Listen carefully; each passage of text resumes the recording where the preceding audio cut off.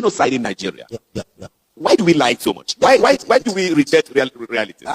Well, the only explanation I can give is that most of those gladiators have never been in fire.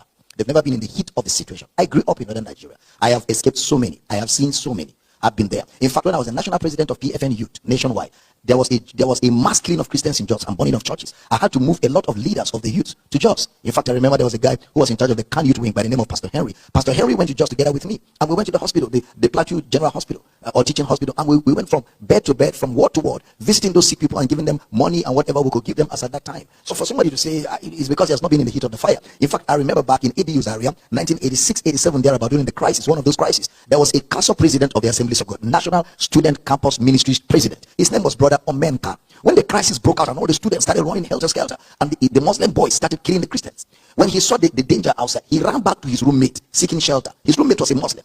As he approached the roommate brought out a sword and stabbed him to death. Omenka was killed and buried. So for somebody to sit down in the comfort of his home somewhere there and be saying this, he's insensitive. He's very insensitive. Those are not the kind of things people should be talking about, especially when there are videos online, when there are documentaries online, when there are evidences online. You don't say such insensitive things to people who have gone through so much. Some have lost family, lost father, lost mother, lost family members to these issues. There are even people in Nigeria today who don't have a homeland anymore. In fact, one of my sons, Pastor Joshua Talina, told me his village in Borno State does not exist anymore. All the people in his village have resettled themselves in Plateau State, some of them in Abuja, because of the amount of persecution going on over there. They've driven them away from their homeland. And then somebody will just sit down and say no such thing is going on. That's hypocrisy. That's actually insensitive. Daddy, I think about this reality, and because we are a very political society, a very, if you like, governmental society, a very presidential society, a very governorship society, when those in government say, oh, there's no genocide, what about the opposition key figures, at least those who are Christians? Why are they to speak out? Why are they not also speaking? Especially members of the House of Reps who are representing the constituency where all of these things are happening on the daily. They are supposed to speak out. Well, again, for whatever it's worth, those of us who have experienced it, we're speaking out. We keep speaking out. We keep praying and believing God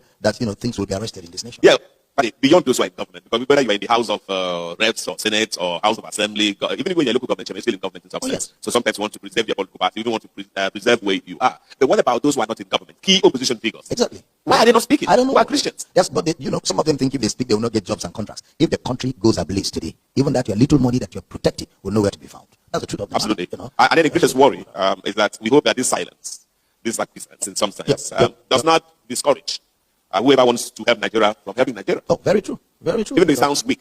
Yeah. You now say, oh, somebody should come and help Nigeria. But Nigeria is enough. Nigeria can take care of itself. Nigeria can, but there's too much sentiment. Absolutely. There's too much interest. So there's the need for some external intervention. Absolutely. I am positive about that. There's the need for somebody from outside to come bomb certain things, to scatter certain places, and then the government can stand up and begin to repair and put in. But at least some elements will have been taken out. Give us some peace. Global. In the continent. I'm glad that you're my father.